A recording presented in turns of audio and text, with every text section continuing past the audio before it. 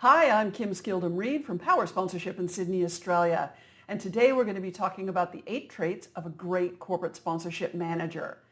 Now, I've been around for a while and worked for a lot of great big corporations. And oftentimes when I'm working with them, they'll ask me to help them spec out a corporate sponsorship manager job description. Oftentimes they will expect me to be focusing on experience or qualifications or, do they have an MBA or whatever.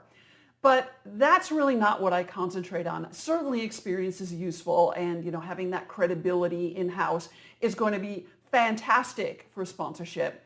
But if that experience is all really old school sponsorship, if they have the wrong attitude, all the experience in the world isn't going to work. So what I really concentrate on with them are intrinsic traits. And so we're going to be talking about 8 intrinsic traits that you should be looking for in a corporate sponsorship manager. First thing to understand is that corporate sponsorship is an unusual job and standard checklists just aren't going to do the job. So the deciding factors are really going to be how a person thinks, how they lead, how they negotiate, and how they collaborate. Those are the most important things for me. Again, on top of having some experience. But again, if they have experience and it's not great in terms of those traits, that's not going to be helpful. So the first trait is to be a natural leader. And this is why, is because best practice sponsorship requires gaining buy-in and participation in the sponsorship process by a whole bunch of stakeholders across the organization. Sponsorship just doesn't work in a vacuum. So in order to work really well, it needs to be leveraged across a bunch of different areas of the company. So that could be social media, it could be loyalty marketing, it could be sales, could be HR. There's all sorts of areas in your company that could use sponsorship to advance their goals. But here's the thing. A sponsorship manager needs to be able to wrangle all those people and get them all pulling in the right direction, all in the same direction, even though those people don't work for the sponsorship manager. So only a real natural leader is going to be able to do that. So the job of the sponsorship manager is not only to sort of get everybody involved and bought in, but also to create a vision for what sponsorship can accomplish, because there may be stakeholders within the organization that don't actually understand how sponsorship can help them. So again, you want a natural leader that will be able to lead a group of stakeholders that don't work for them. Critical. The next trait that I like to find in a sponsorship manager is being a balanced, analytical, and creative thinker, because sponsorship really, really requires both. I mean, first you have to really understand the analytics. You need to read the research, and you need to be able to understand surveys, and you need to be able to do the background research required to get all the raw materials together to then apply the creativity that is required for really amazing blockbuster leverage ideas. So you really need somebody with both. Now, it is possible to have somebody that is one side or another if you have a team and it's not just a one-person department. Because if you have a team, you can kind of create balance within that team. But if somebody is going to have one or the other and be the leader of that team, I would still sort of aim more for the creative side, because they're going to need to lead these stakeholders in a bunch of creative processes. And if it doesn't come naturally, that's going to be hard. Now, the next area that I want you to think about is that a sponsorship manager, because they have to work with and kind of manage all of these stakeholders from around the organization, is that they need a strong understanding of all of the key marketing functions.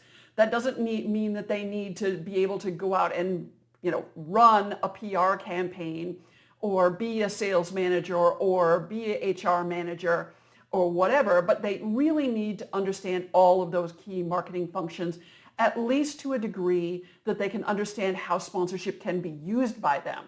So they need a working knowledge of it, even though they don't need to be an expert.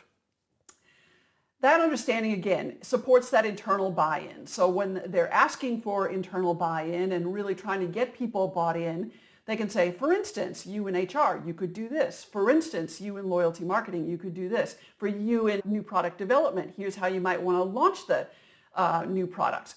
So that is a really key thing to get that buy-in. The next area that I want them to have is to be a good negotiator. Now, that's not about being tough.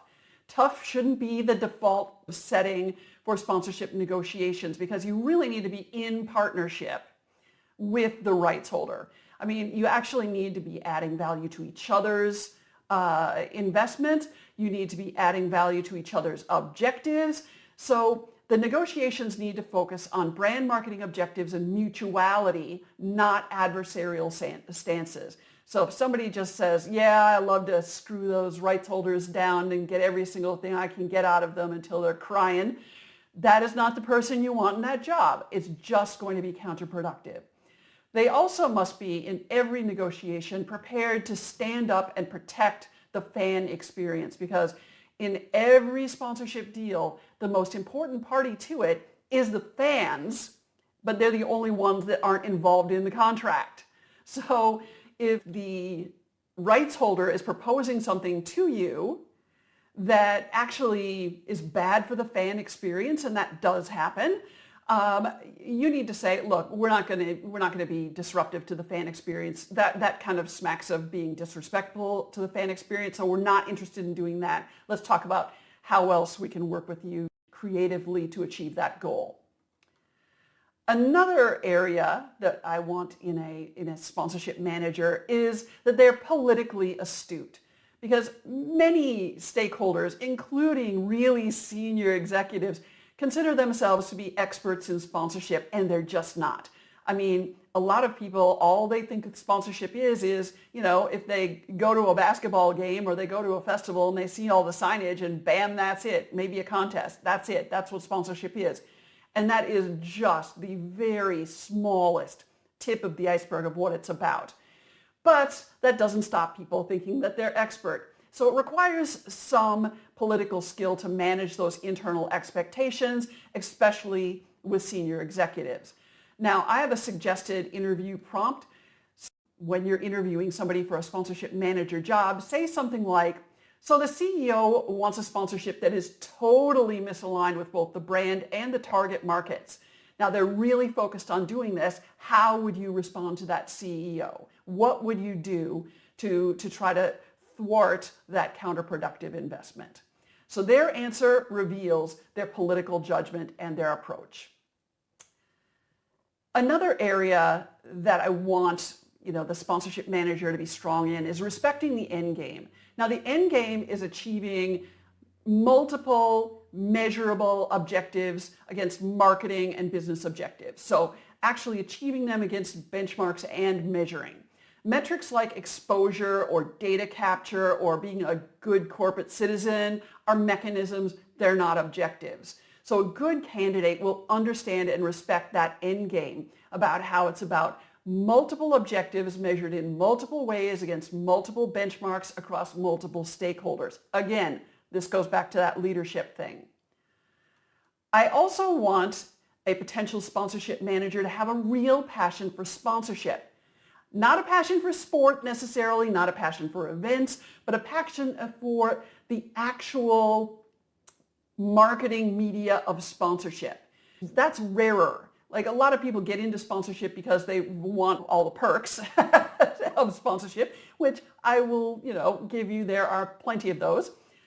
But not so many actually really, really love sponsorship as a medium.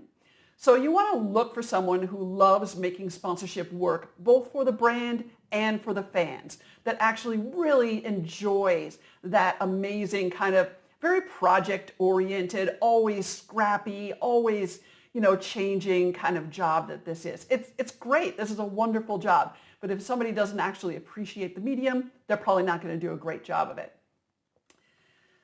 Then finally, they need to understand best practice sponsorship.